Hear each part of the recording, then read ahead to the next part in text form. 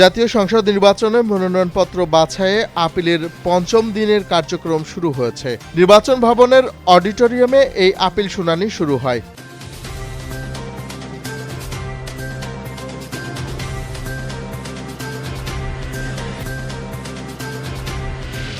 শতাধিক গুম খুনের ঘটনার মামলায় জিয়াউল আহসানের বিরুদ্ধে ফরমাল চার্জ গঠন হবে কিনা জানা যাবে আজ। আন্তর্জাতিক অপরাধ ট্রাইব্যুনালে বিষয়ে আদেশের দিন ধার্য রয়েছে।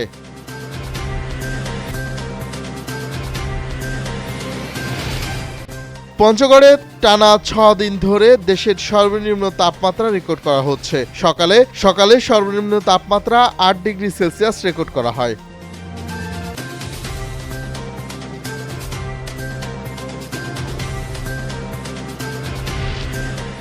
বিশ্ব ভ্রমণের অংশ হিসেবে ঢাকায় পৌঁছেছে 2026 ফিফা বিশ্বকাপ ট্রফি। এর আগেও 3 বার বিশ্বকাপ ট্রফি বাংলাদেশে এসেছে।